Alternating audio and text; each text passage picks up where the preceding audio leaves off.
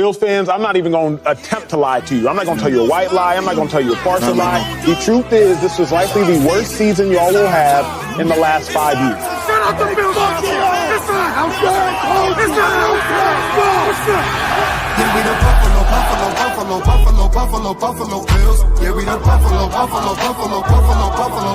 Bills. You better know that. Look how we throwing and catching, cause we are unstoppable, yeah. You better know that. Look how we running and hitting, cause we are unstoppable, yeah. Reppin' the mafia, yeah.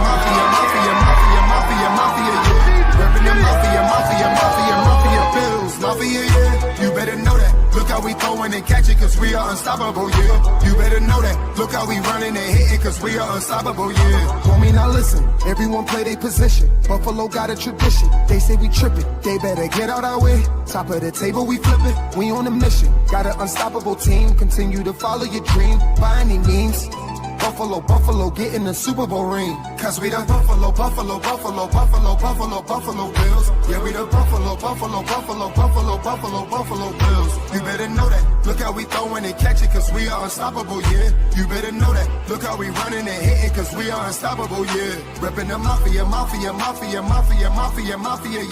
Reppin' the mafia, Bills, yeah. You better know that. Look how we throwing and catching, cause we are unstoppable, yeah. You better know that. Look how we running and hitting, cause we are unstoppable, yeah. Mafia up in your city, time to get gritty. Screaming and yelling, we bugging. Look at the red and blue. This is an MVP year for Josh Allen. As an MVP voter, I said this last week. Josh Allen, he looks like an MVP. When you vote for MVP, and I can speak for myself, I think I'm one of 50 voters, you look at a couple things.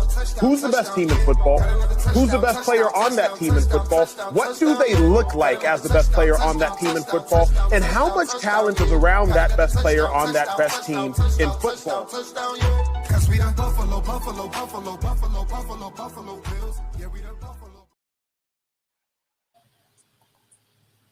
And good evening. Welcome to another edition of the Coast to Coast podcast. I am your co-host, Beyond 716, here as always with Whittle 2K here on Wednesday, June 17th. We inch closer to the season, a little over a month, Whittle, probably before we start minicamp. If you could believe it, it just inches closer and closer. Cannot wait.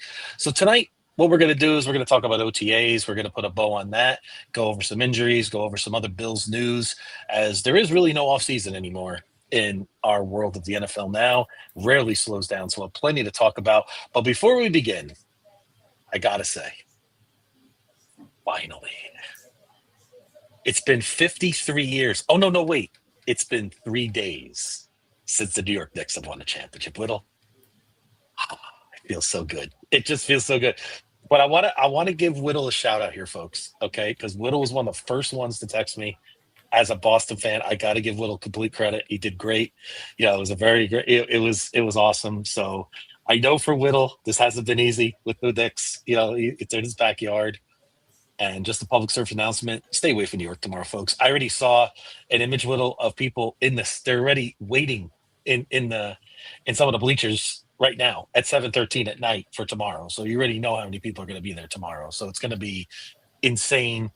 But what a night, what a moment. I really didn't have a lot to say, Whittle, just a lot of emotion. I still can't believe it. It's a weird feeling. And I'm hoping, and one of the things I thought about is, man, what would this be like if our Buffalo Bills did this in February, right? And we've been waiting for it, for so long, and just how that feels. So it was, it was just a special run by the Knicks, and even the Carolina Hurricanes out there in hockey, who a lot of people have compared to the Buffalo Bills with over the last 8 years. They've both been extremely dominant teams in the regular season. They both have ran into some bad luck, some issues, some injuries, but they broke through. Kind of, maybe this is the year, Whittle. Maybe there's a theme going on out there right now with teams that are consistent and build consistent, winners in terms of, because you saw the Knicks were, Whittle. They, in terms of their chemistry, in terms of just the types of guys they brought in and just how much this really meant to them, right? And I think that experience and that really is the reason why they beat this young Spurs team. This young Spurs team is going to win multiple titles. We all know that. Unless they really do something crazy, they're going to be a force to be reckoned with for a long time. But, it wasn't their time. But what I'm getting at is, maybe there's something to what the Bills are doing, and maybe you just need a little bit of luck like the Knicks had a little bit at certain times to get it done. So there's my spiel. There's my opening intro. Whittle, how you doing tonight, sir? I'm doing good, man. And there are a few things that you need in order to win a championship. Number one, you need talent. You got to have talent. You also need to have some sort of balance. You have to be able to do certain things when you need to do them. So on the basketball court, you need to be able to hit jump shots. You need to be able to shoot threes, shoot free throws. You got to play defense. You got to rebound. You got to take care of the basketball. And most importantly, when it's time to make plays, somebody's got to step up and do it. And the Knicks proved that they could do that this year. Another thing that goes with champion that is a common ingredient in a championship team is luck. You have to have certain things go your way. It just is what it is. Sometimes you need certain things to just happen and go your way. I'm not trying to poo-poo on the Knicks. I agree. The Celtics. I'll say this about the Celtics run. The Celtics, when we won the championship, we went up against a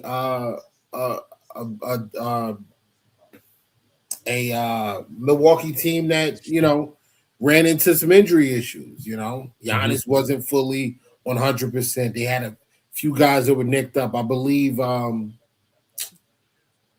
keep forgetting this guy's name. He's such a good shooter, man. Middleton, maybe? Is it Middleton? Middleton. Middleton was banged up in that series. So I mean, we handled him pretty well, but still, those guys were not 100%. I believe Jimmy Butler was hurt, and he didn't. Bam got hurt early in that series. So like we were able to kind of face some teams that lost guys due to injury. And let's be honest, this year Tatum missed 70 games. He came back and played 12 of the regular season. Then he got into the playoffs, and he was good, but it wasn't. You could tell that there was still some rust there. Philly, off injury wise, is always up and down with Embiid, who never seems to play. And Halliburton tore his ACL in the finals last year, or he tore his Achilles in the finals. So he was going to miss the entire season this year.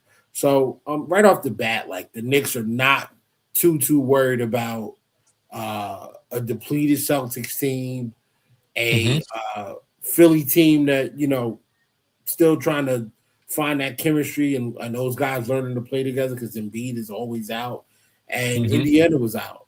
Indiana was out of it. So you need that to happen as well. If you go to football, you look at the Chiefs. Yes, the Chiefs definitely earned their titles. Yada yada yada. We're giving them that credit, but every single time, with the exception of 2020, that the Bills and the Chiefs face each other, a major defensive piece for the Buffalo Bills was out. We have never played them outside of 2020 with our number one corner. Hasn't happened in the playoffs yet. And in 24, we lost them in games. Yep, 24, we lost them in games. Yep, we're missing our number one corner. I mean, 2023, you know how bad it was. We were missing like 6 starters on the defense in 2023. So, but I say all that to say that's part of it. You know what I'm saying? You want to win a title, you got to be good, number one. There's got to be chemistry on that team. You got to do the little things, and then you need to be lucky as well. The ball needs to bounce your way. Certain things need to happen. Absolutely. In your favor. And you know what? Hats off to the Knicks. Congratulations. Thanks, brother. I appreciate it, man. Hey, listen, another tie into the Bills. Let's give shout out to Mike Brown. I mean, Mike Brown, a guy that when he came in was, they saw, this is a terrible hire. How could they get rid of Thibodeau? But maybe Thibodeau's a little bit like Sean McDermott. So Thibodeau's a really good basketball coach. You and I both know that, right? But we saw what Mike Brown did, where he made some adjustments, said, hey, I'm going to play my guys more during the season, the bench guys. And it turned out you do need your bench to perform, and I think the Knicks were a little bit fresher at times late in games. And so what I'm getting at is, maybe just that philosophy change, and where you had a guy like Thibodeau who really laid a foundation down for a franchise that was a complete disaster, right? I mean, for any, I remember the Langston Galloways. I remember the, Timothy Mozgoffs. I mean, I could go I could spend all night here, talking about some of the old Knicks, right? But, but Thibodeau laid down the foundation. Maybe that's what, Sean McDermott did. He changed our trajectory. He put in a certain culture, kind of like what Thibodeau did. And Mike Brown came in and made some alterations. Maybe Joe Brady's going to do the same. Now, Mike Brown has more experience than Joe Brady, but what I'm trying to illustrate is sometimes you just need that little bit of philosophy change in terms of, like you said, maybe, and what Mike Brown says, sometimes you create your own luck, and maybe the Bills need to create a little bit of their own luck too going forward. But also maybe now our GM has made draft picks this year that maybe will help us with those luck, where we have more depth at corner now. We made our draft picks.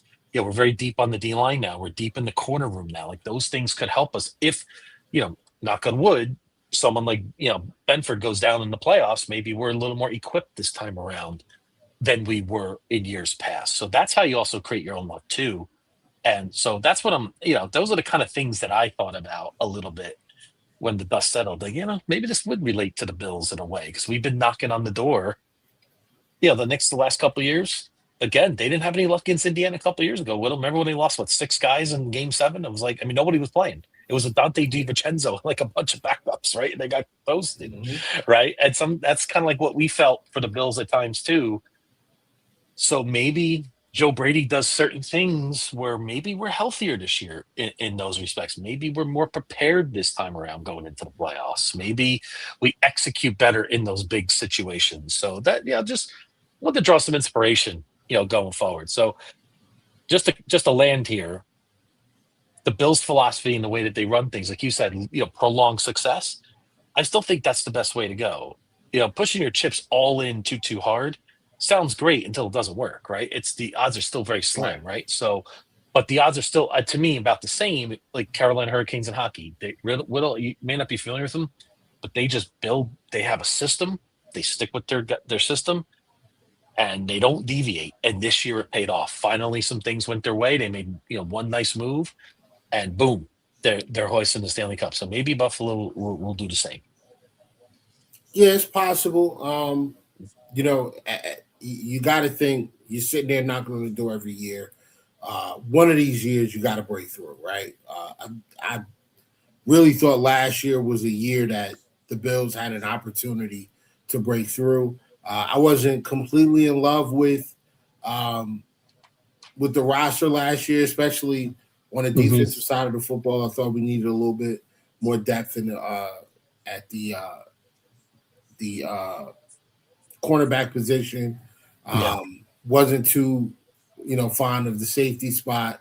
Don't get me wrong, Jordan Poyer, great Buffalo Bill. He's going to go down as one of the greatest Buffalo Bills to ever play in for the team. But, what was he, 33, 34 last year, somewhere around there? I think it was 34. Yeah, pretty sure. So, just a little too old to be playing safety, man. There's certain things that you can't do when you have a player that limited. So you give advantages to the other team. But look at what's happening now, right? And no disrespect to Sean McDermott, much like Tom Thibodeau, he is the system. Like, his way is the system. Yep. And there's a certain type of player, certain type of character that Sean McDermott wants on his team. Well, guys that we brought in, C.J. Gardner-Johnson, definitely don't fit that. You know what I'm saying? Like, that's not a guy that I expected us to go out and get. But, new regime, new situation, man. DJ Moore's here. A kid like Skylar Bell. I think that we're headed in the right direction. But again, me personally, I'm not telling anybody else how to fan. Me personally, I'm chilling. I'm keeping I know what I expect, but I'm just gonna wait and see how this team looks. Once they put the pads on and they start actually playing some football games. I am excited. Training camp's a couple weeks away, and these guys are going to be able to. You're going to get into the camp battles and things like that, and that's honestly that's a great segue into what I kind of want to discuss today of the condition of the roster at this point. The Buffalo Bills. Let me start with this. There was a conversation earlier today that I was having with someone else who said that the Buffalo Bills maybe headed on a downswing because that they've been good for a while and it's time for them to potentially rebuild. They've been competitive for so long, and what changed? Well, the Buffalo Bills used to be one of the oldest teams in the NFL. Every single year, you're bringing in veterans who are, in their late 20s to third and early 30s to come in and play McDermott's system. The Buffalo Bills as a team, average age is 14th in the NFL. 14th, they're the 14th youngest team. Offense, they're 28th. The 28th, I mean, the offense is old, but the offense is also top 5 for the last 6 years. Like, if you add up all the numbers over the last 5 to 6 years, offensively, the Buffalo Bills, you're going to see these 3 teams. You're going to see the Buffalo Bills. You're going to see the Detroit Lions. Yep. And those are the 2 teams that you're guaranteed to see. I think a third team will probably be like Green Bay. You got your Green Bays. You got Kansas City, who puts up a ton of numbers. Baltimore usually puts together a really good offense. Cincinnati's close to there, but those top 2 teams you're guaranteed to see, the Bills and the Detroit Lions. Ironically, neither team has a Super Bowl, but yeah. Like the offense can be old. We have a 30-plus-year-old left tackle. We've got a 30-year-old center, 30-year-old quarterback. DJ Moore's 29. I mean, it is what it is. Some of those guys are old, and they're going to bring the age down. But then you go to the defensive side, and you have C.J. Gardner-Johnson, who I think is like 30. You have Bradley Chubb, who's like 28, and then Ed Oliver's like 27. Yep. After that, like all of these guys are like 26, 25, 23, 24. They're all young after that. Like they're no more old fogies on this defense. The Buffalo Bills currently have the second youngest defense in the NFL behind the Kansas City Chiefs. Yes. Wow. So think about the 2 teams you just mentioned, right? You see how they've been rebuilding on the fly here. And that's what good programs do. That's what good general managers do. That's what good organizations do. They see the problem, they address the problem. CJ Gardner-Johnson's 28. Excuse me, I'm sorry. So yeah, like I don't think we have anybody over 30 on the defense. I don't think we have anybody 30 or older on the defense. Chubb is 30. Chubb is the 30-year-old. Chubb is 30? Okay. He came out the same year as Josh, so that makes sense. Yeah. But he's the only one then. Everybody else is young. Yeah, really. It's unbelievable. Yeah. But this, like I said, this is what good organizations do. You build through the draft. You continue to try to get younger, and you bring in guys that you fill the holes that you have with skill sets that you need. And I think that's what they did this year. But again, new system, new DC, new roles for a lot of these guys. I got to see it. If I'm in offense, I'm licking my chops and saying to myself, appreciate you, Michael. Thank you for popping in with that, though. If I'm an offensive coordinator, I'm looking at the Buffalo Bills, I'm saying to myself, let's see how good Gregory Rousseau is in coverage. I'm trying to flood his area with a tight end and a slot receiver or a running back. And I want to see what you can do. Like I'm testing you on that every single test I get. It's gonna be so interesting to see that. Yeah, it is. It really is. But pretty much, so with that being said, going into the season, some of the guys that were on this roster that are carryovers from Sean McDermott really didn't have a real role. I didn't feel like some of these guys really didn't have real roles. Javon Solomon sticks out to me. Didn't really have a real role here. I think Joe Andreessen's going to actually get a chance to play. Some defense, a good amount. He should play a good amount of defensive snaps this year. And I didn't really think that Landon Jackson had a spot going forward either. But with this change in the defensive coordinator and the defensive scheme, I mean, these guys, I think these guys have a chance to shine, especially Javon Solomon, man. Like throwing Javon Solomon, who's an undersized edge guy, 6 feet, 6'1", 240, 245 pounds, with freakishly long arms and a motor that doesn't stop. Throwing that guy on the edge, as an outside linebacker, I think it works. I really think it works. Other roster concerns for me on the defensive side, linebacker. I just don't like the depth right now. We'll get into the injury talk in a second. But I wanted to ask you, what's your concern level with the issue at running back now with Ray Davis saying, hey, I need more opportunities to see, to showcase what I can do. And do you think it's an issue with Ray not being comfortable with being a backup, the workload, or he sees, hey, I'm coming up for a contract in a couple of years and I need to be able to put something, I need to be able to put something on his resume besides, all-pro kick returner. Yeah. What do you think? I don't mind a player that wants to compete, right? He wants to win. He wants to give more, right? Ray Davis, obviously, every player wants to be a starter, right? I mean, pretty much in this league, right? So I really don't have a concern.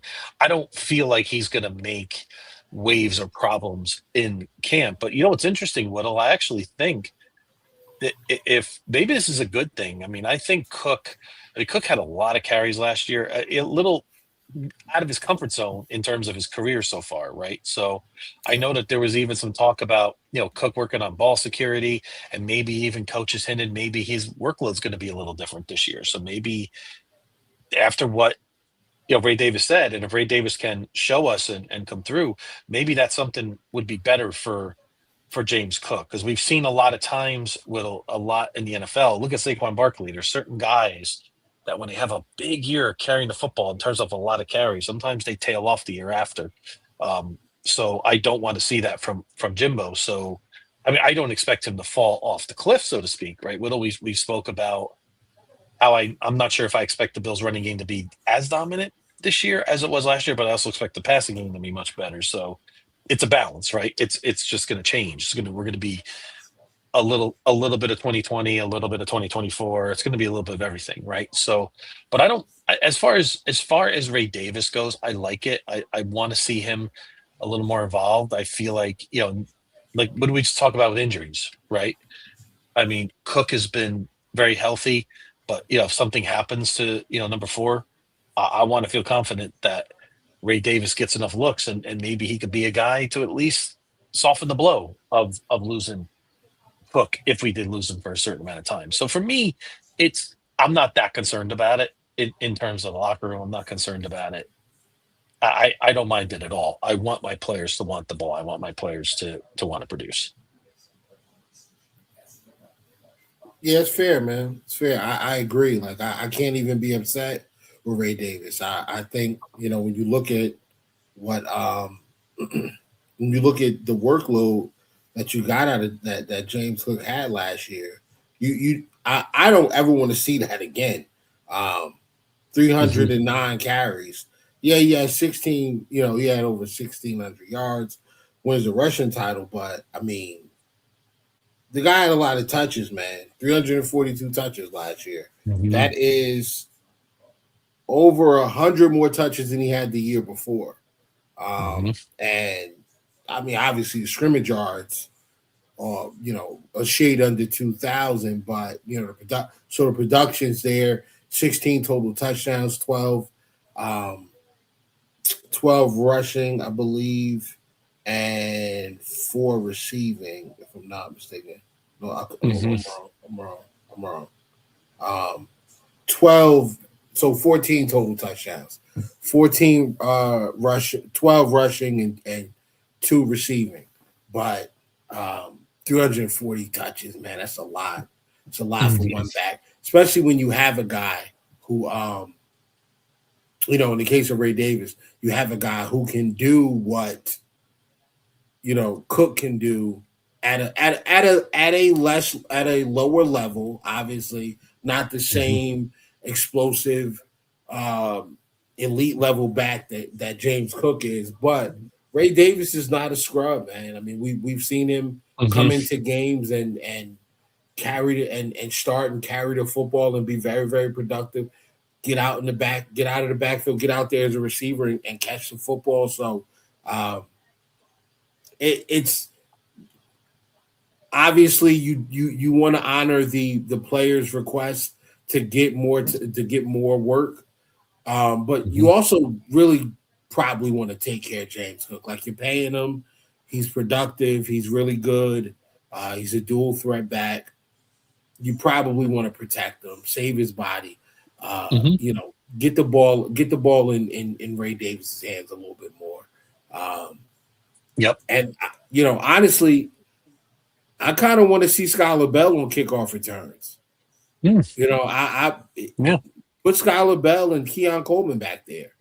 Yeah, those should be the kickoff. I mean, I think those guys should be handling the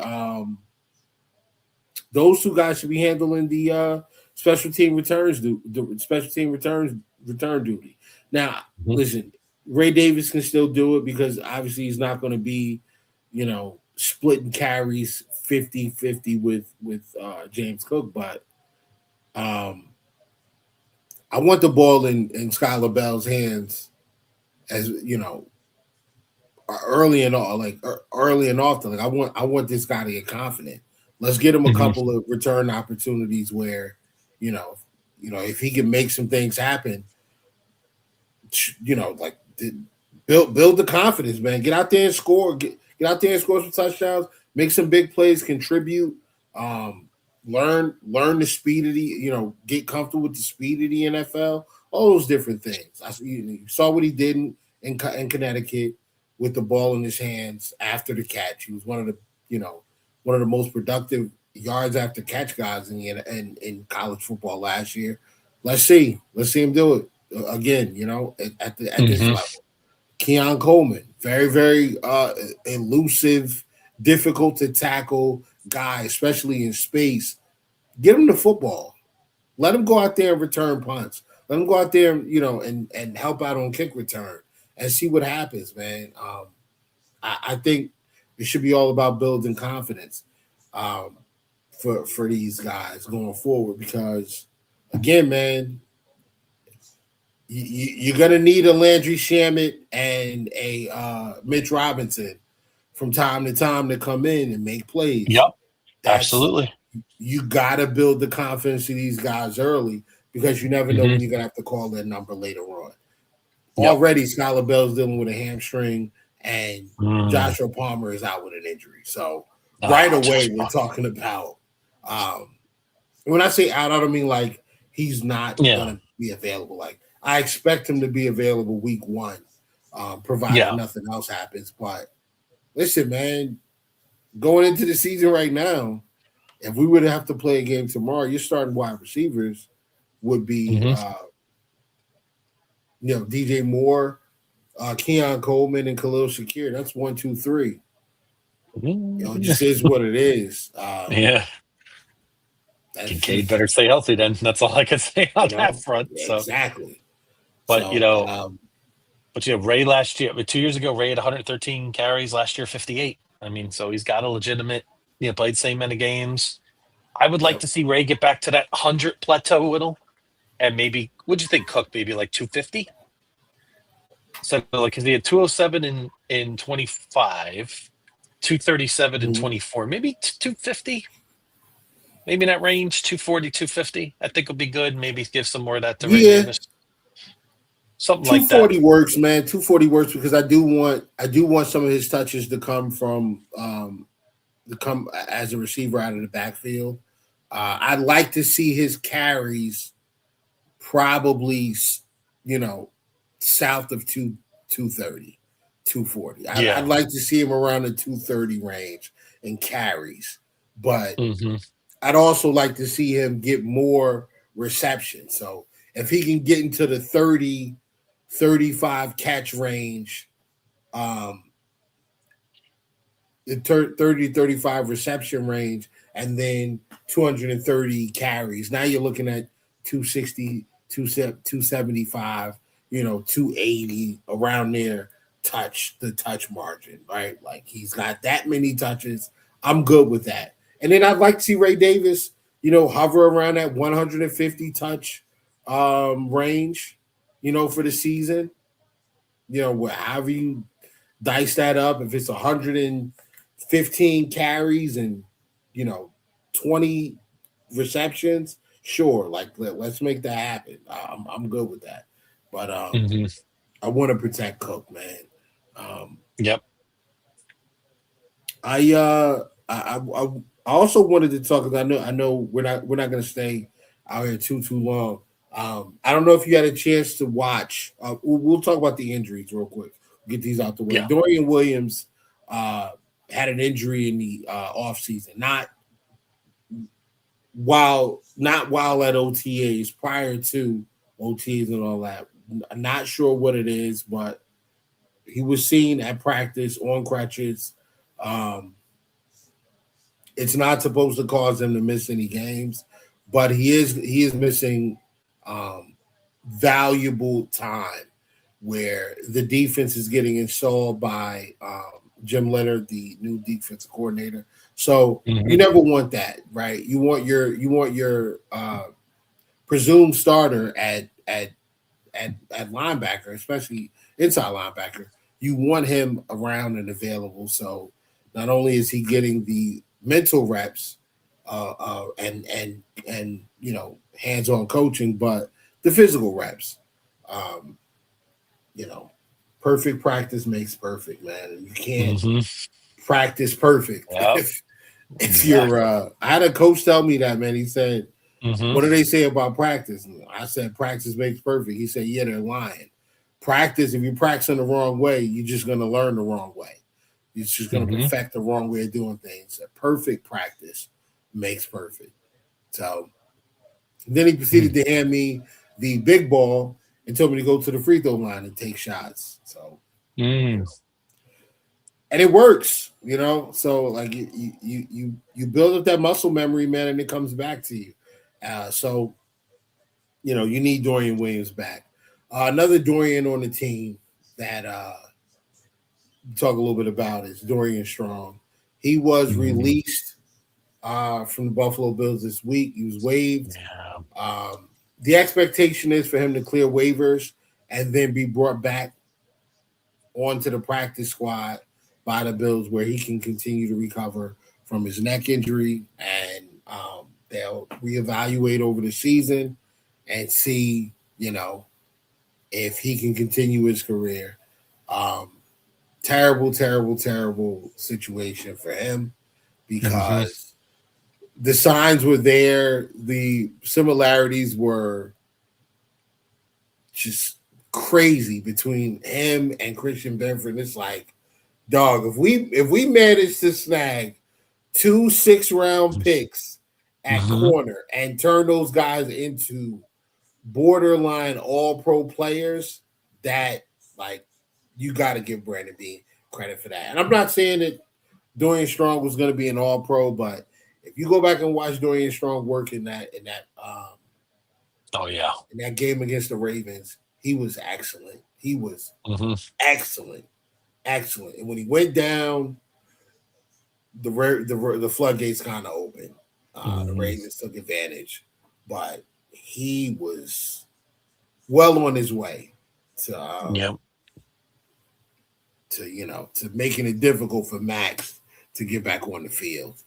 Absolutely. Yeah, we really wish him well. I mean, that's a tough blow for a guy just really starting his career and had a lot of promise. And, so hopefully I think the Bills may retain his rights through like that reserve NFL process unless somebody else scoops him up. But hopefully they can, and he takes the year off. And, with men, with the way things are today, with modern technology and medicine, anything is possible. So we just got to be really, really careful what he's dealing with. So I definitely think it's the right path for him to take. He's still way young enough where, if things break right for him, he could certainly be back on the field in 27.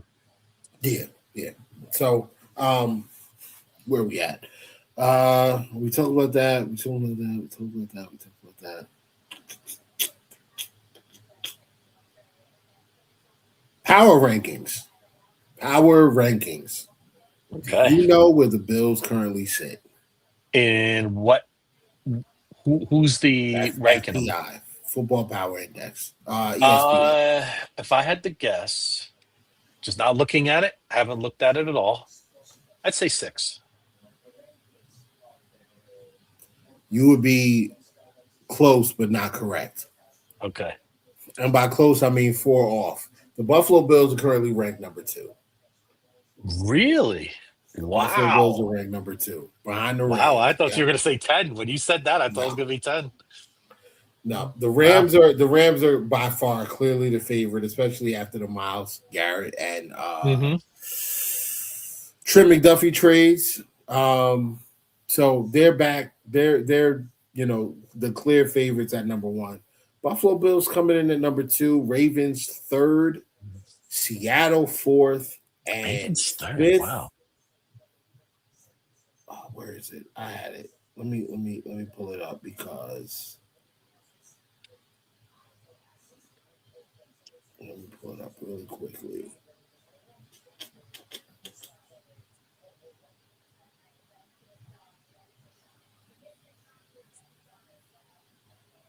Oh, 5th 49ers. I knew it was. I wanted 49ers. Wow. Yeah. I mean, listen, they're healthy right now, so that's the thing. I guess they were not healthy last year. I'm probably not giving them enough credit to be truthful. I've just forgotten just how talented they really are, and were even just a couple of years ago. How crazy is this though? 3 of the top 5 teams, according to ESPN, NFL Power Rankings, they're all in the AFC. I mean, they're all in the NFC West. Seahawks, Rams, Niners. Wow. Arizona Cardinals, rest in peace. Yeah. They're getting the number 1 pick, man. They're getting the number 1 pick. They have to. They have to, yeah, for sure. They're gonna get smoked. I mean, I still think Seattle could. I still think they're a fringe top 10. In that respect, I'm not going to put them at 3 when the season's over. I think there's a couple teams that could really surprise this year in the AFC. But Ravens at 3 is interesting too. I guess do you buy that, Whittle? Or how do you feel about that ranking? No, I don't. But listen, I think with Matabike coming back, I think that's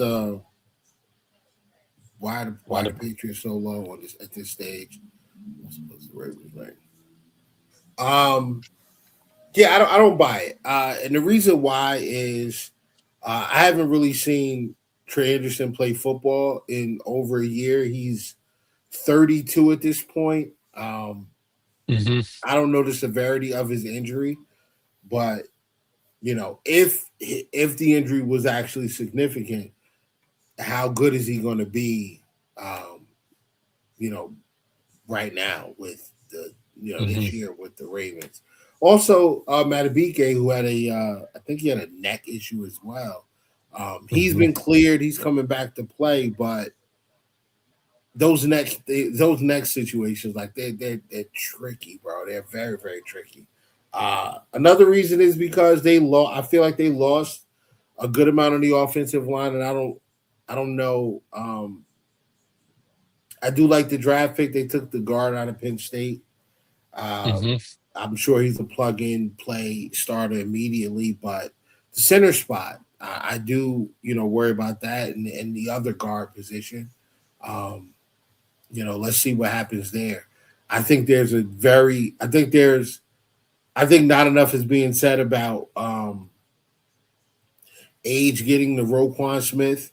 Roquan has consistently looked a little pudgy over the last 2 years, at least the last year, but I would say over the last 2 years, he's looked a bit pudgy, and the coverage has lacked uh, over the last year or so, where he's concerned.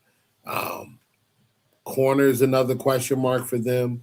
I do I like Nate Wiggins. Obviously, they have Hamilton, and they drafted the kid out of Georgia last year to play safety. But corner's an issue, and they really didn't try to address it too much in the draft. I mean, maybe because they have some guys who are coming back from injury that got hurt last year. Maybe they trust that those guys are gonna uh, play big roles for them, but Mm-hmm. I just don't see it, man. You got a bunch of you really didn't do much. You didn't take care of the center spot. Henry's a year older. At some point, Derrick Henry's got to slow down. At some point, You I don't would know think. when it's going to be, but at He's some something. point, Yeah. Mm-hmm. he's got to slow down. And it's like every year I'm expecting, okay, maybe this is the year. And after week one, he has, 14 carries for 132 yards and 2 touchdowns with an 85 yarder. It's like, all right, well, this isn't the year he slows down. I don't know. I don't know He had a when it little more happens, but fumbling, it's he had going to happen. a little more fumbling problem last year than usual for Yeah, a big yeah, 27. That hope maybe that's a sign. I don't know, but could be. we'll have to see. But yeah, I'm with you. I mean Lamar. I mean those 2 years he was great. He didn't get injured too much, but he's had some issues with hamstrings and stuff like that. You just hope it's not creeping up on him. But I Right. guess you could really say that about any quarterback now, Whittle. I mean, I think Josh is probably just Not Josh. hid some injuries maybe a little bit more than some others. So, oh, you have someone you have a fan. Oh Someone no, to say, that's leave my your Ravens alone. listen. That is a he's one of my original follows on Twitter. Oh yeah, When I first, nice. yes, he brother Khalil definitely ingratiated me to that app, to the Bird app, and I appreciate him for it. Yeah. Um, Okay. he's he's not from the football side of things, but you know Okay. that's Got you. that's that's that's my OG right there, man. The Shout out OG. to him. Nice. Yeah, shout Nice. out to brother Khalil. Hmm. Listen, man, it's not. I don't have any. No, let me not be dishonest. I do have issues with the Ravens. I think the Ravens are overrated, Hmm. and they are. That is a very, very, very chatty fan base, for no To reason say, at all. to say the least. Yes. Yeah. Yeah. We've had At some first great thought. battles with them. We'll Yep. see them again week 8 in Oh Buffalo. yeah. Yep. Mark it We've down had as a some great W, battles. Bills fans. Mark it down as a Let's go. W. Let's Yeah. go. Um, The team that intrigued with and the threat to Buffalo that division is Cincinnati. There's something about the Bengals this year. Again, they have ifs, but if Burrow stays yeah. healthy, but I love the Dexter Lawrence move. I really just think that's going to help their defense a lot. And like you've illustrated, a lot of the young guys that they had last year are just going to get a year better. So we'll have to see how that all shakes out. But Where were the Chargers on that list? I was curious, by the way, because Yeah, I'm very high in the Chargers. that was my next question. I was going to ask you, where Mm-hmm. do you think, who do you think the next AFC team is? And Well, wait a it minute. is We're the the Eagles. Chargers. Yeah, really? And Yes. that's So I'll give you the top wow. 10. We got Okay. Rams 1, Bills Mm-hmm. 2, Ravens 3, Seahawks 4, Niners 5. 6th, Packers. 7th, Chargers. 8, Detroit. 9, Philly. Kansas City. Not What? Denver. Yes. Not Philly? Not Philly. Where Philly's are the 10th. Eagles? Wow. Philly's 10th. Yep. Wow. Oh no, The Patriots and Broncos are 14th and 15th. Telling you that schedule. Listen, man, I'm telling you, I completely agree with that. And this is why. I think the Patriots are a good team. I think there's some actual holes. And this is with AJ Brown. Like, this is how they think they're going to be with AJ. I think that offensive line is an issue. I do. I think that their pass rush outside of their defensive tackles left a lot to be desired last year, and I don't think they did enough to address it. I would like to see teams, especially the Bills, attack their linebackers, attack that second level a little more. And again, off like that offensive line, bro. Like, they brought in Elijah Vera Tucker for 2 years. They signed him to a 2-year deal. You have T-Rex Arms at left tackle, and I don't know, bro. I don't know. I don't know. I think I think we're gonna have to pay attention to see how they look. This season's gonna tell a lot of stories. He said the Ravens are really going to surprise y'all. We hear this every year, Brother Khalil. We do. We hear it every year. Brother. Yeah. And it is the same way every year. We do hear it every year. I mean, listen. So, when it comes to the Bills not having a Super Bowl, that is the one thing that other fan bases will consistently throw in our face. But I can confidently say that while the Bills don't have a Super Bowl, I know that there are certain teams that are not stopping us from reaching that goal. The Ravens happen to be one of them. They're not a threat. The Ravens are not a threat. And honestly, beyond – see, now because we're getting ready to wind down because I know you got to go and so do I. But I'm going to get into a little bit of trash talk here. And it's all good-hearted, fun. We got 10 minutes. We got time. I am extremely humble about this season. I expect certain things, but I also understand that until I see them happen, I'm not going to say anything about it. I expect this to be a very good defense. I expect the Bills to have a balanced team this year. I got to see it first, though. I got to see it. Yep. Top 5 offense for the last 5 years without DJ Moore. Without Diggs, with Diggs, great offense. As long as 17's putting on the jersey that says Bills, and as long as this guy is available for the Buffalo Bills, the offense is gonna perform, right? Yep. So, with that being said, man, bro, like I don't think anybody in the AFC is really like an issue outside of the Texans. And the Texans really, to me, are only an issue until Josh Allen gets out of whatever it is that causes him to play poorly against them. I went back and I watched the 2024 Texans game with Matt Collins and Keon Coleman. There were plays to be made all over that game. There were plays to be made. and he Oh, just didn't make them. was that the infamous 9 completion game or 10 completion game? Yeah, man. And Oh, bro, he had early first quarter, first drive. He's got Matt Collins, literally a walking touchdown. If it's an accurate ball, Matt Collins can moonwalk into the end zone, and we're good. okay. But it's not an accurate pass, and it's an incompletion, and we end up having a punt Hmm. versus scoring a touchdown. I just need Josh, and hopefully it happens this year because we get those guys week 1. I need Josh to have that one good game against the Texans, Hmm. and that will eliminate any trepidation I have about that team. Yep. I'm very curious how we play against the Chargers week 3.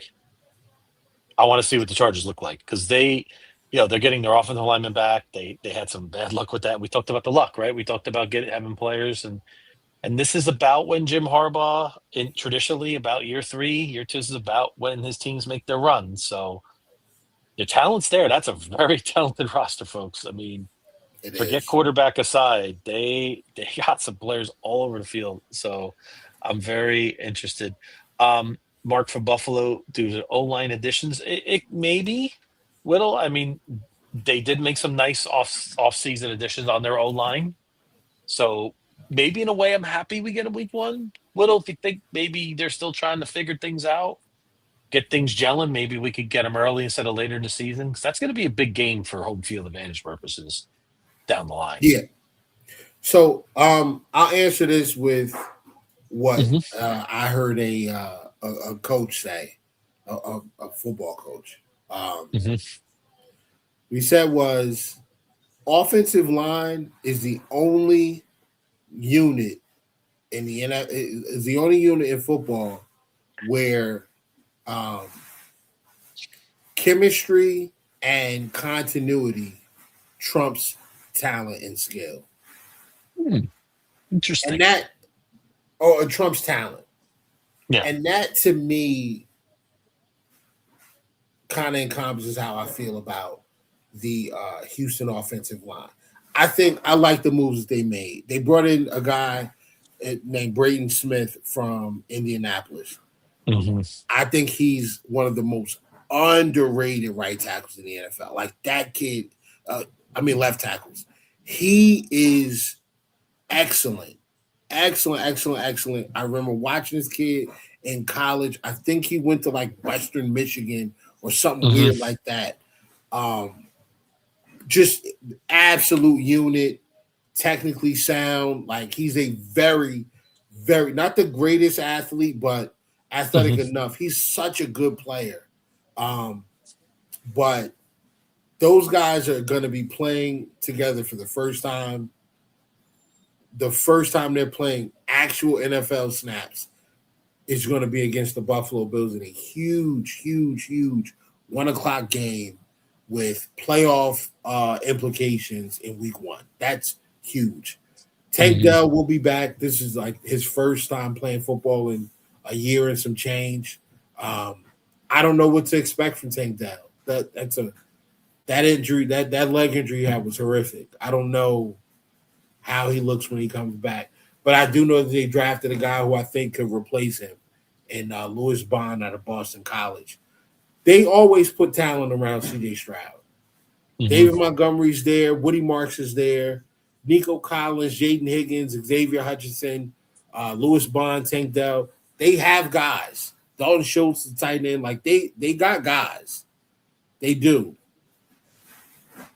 Does it help CJ Stroud get back to his rookie form? I think what you saw over the last 2 years was CJ Stroud's rookie form. I think CJ Stroud's been consistent. It's just the defenses that they've played against, the Texans have played against, they've capitalized on the mistakes that he's made. They didn't capitalize in year 1. Year 1, he was throwing the ball into some of the same areas. Go back and watch. He was turnover worthy plays. He was putting the ball in harm's way before. They just weren't making defenses weren't making the plays. They were dropping interceptions, dropping them, not recovering fumbles, all type of stuff. Over the last few years, they have been. I expect that to continue. I don't think it's an offensive line problem. I think what I originally thought about CJ Stroud from the draft days was I don't know that this kid is good. I think he's talented. I don't know how good he is because he's coming from a system in Ohio State where he's throwing the open receivers. Those guys, like, you know what his wide receiver core group was in Ohio State? What's that? Garrett Wilson, Chris Olave, Emeka Ibuka, Jackson Smith and Jigba, and Carnell Tate. Those are his guys. Marvin Harrison Jr. I don't know if he played with Carnell Tate, but I know Marvin Harrison Jr. was on that team as well. Those are his receivers. Insane. Marvin Harrison Jr. didn't even play. Like, he rarely saw the field with those other guys there. They sent 3 receivers to the NFL in the same in a 2-year span, all in the first round. As a matter of fact, I think it was the same year. Garrett Wilson, Chris Olave, and then Jackson Smith and Jigba. Wow. That's crazy. How many? When you really just laid out all the great Ohio State receivers in the last 7 or 8 years, that list is incredible. I mean, most universities don't have that ever. I had those guys in 7, 8 years. Yeah. Mm-hmm. Oh, we got a penalty kick? What do we got? Who's playing right now? Oh, no, it's a free kick. There is Columbia is playing. I don't know. I don't know what the other team is. Let me look it up. Columbia is playing Uzbekistan or Uzbek. Okay. Yeah. I can never pronounce that country. For anybody from that country, I apologize. Yeah, I can't do it. Yeah, the World Cup is really something to behold. By the way, and for anybody out there, you got to watch the Univision when you watch it. You gotta love the Univision, man. The goal call by the legend on Univision, it just, there's something about it, Whittle. It's different. It's hard to describe, but yeah. Hopefully the U.S. I think we'll advance out of our bracket. It all depends on the matchups, what we get, in the knockout rounds. But imagine if we play England on July 4th. How wild that would be. July 4th in Philly, where we signed the Constitution, by the way. Yeah. In There's Philly. a lot of it's setting up to be an epic match, man. We would have to win that one though. Like, there's no way we cannot lose that. That's a match we can't lose. Yeah, we can lose after that. That's fine. We gotta beat England. That goes without saying. What did I call it? Realize all that stuff I said about the Ravens might actually get clipped. Oh no, they might clip me. They might get clipped. Oh, I sent you a tweet earlier. England soccer is the Lamar Jackson Ravens. Oh yeah. It's kind of similar. Actually, very talented. Lot of expectation, but they fall short quite a bit. So I'll leave it at that. But yeah, definitely not. World Cup will get us through this month of waiting for football, and again coming up late June. Pretty soon we're going to start getting into camp battles. Could you believe it? You excited for that? We're going to start getting into. Oh, by the way, another note: we signed all our draft picks. Lowry signed this past week, so we got everybody in camp. So that's good to see. Bishop supposedly has been standing out a little bit, so we'll see how he goes. And with Hoyt, we'll have to see, but he's just doing drills, right? From what I'm understanding. No. Is he back full steam, or what's his story? He's not back full steam, but he's not just doing like recovery stuff. Like, he's doing like D-line stuff now. The actual D-line drills. He's doing some D-line drills. Wow, that's pretty amazing. So we'll see how that plays out. Yeah. Yep. You're right. I feel, if I had to sum up what you said earlier, I say cautious optimism, right, about our defense, but yet cautious, right? You're sort of guarding yourself, saying, "Hey, we still have a lot of questions to answer. We feel we have answers, but it's just it's a little bit of an unknown for us now. We got a new coordinator, we got new pieces, whole new linebacking group. We're moving group on the outside. There's a lot. It's just going to be. We just have to see it, and once we see it, and if it works, then I think we'll have plenty of confidence. Yeah, for sure. I'm Mhm. looking at what I'm looking at for this team, man. There's some improvement in certain areas. Third down Yep. defense. I'm listen. These are the things that I'm going to always talk about. Third down defense. How quickly are we getting off the field? When we Yep. get teams in the 3rd and 6, are we getting off the field? That is important. Mhm. Against the run, before we hit the red zone, how is this defense faring against the run? And pressure on the quarterback, sacks, things like that. What are we doing? Are Pressure we getting rate. to the quarterback? Are we getting quarterbacks on the ground? When are we getting quarterbacks on the ground? Are we supplying enough pressure on obvious passing situations that's giving our back 7 in coverage or our back 6 in coverage the opportunity to make plays and not have to cover for 4 or 5 seconds. We need that. We need that. And if they can do that stuff, the offense is going to take care of itself. Like the offense is going to score. We will put up points, but we got to stop people. Yep, That's 100%. 100%. So it's going to be exciting. We're going to have a lot to dive into sooner than later. Said the next month, let the World Cup be your distraction for a bit, but we'll be back next week. Whittle, I'll be on your coast for a couple weeks, so we'll be one coast for about 2-3 weeks coming forward. But we'll certainly go forward, and we'll keep bringing you great Bills content. We're gonna have when the season starts, definitely start ramping up around here. So thanks to everybody in the chat tonight. No, it's a slower time of year, but we appreciate you all showing up, and we'll be back better than ever next week. That's right. Don't forget. Sorry, guys. I know we took some time off, man. Sometimes you got to recharge the batteries, man. Yep, and, absolutely. Yep. That's where we're at. But we'll be batteries recharged. We're ready to go. Yes, we'll be ready. Go Bills. Go Bills. Have a good night, everyone.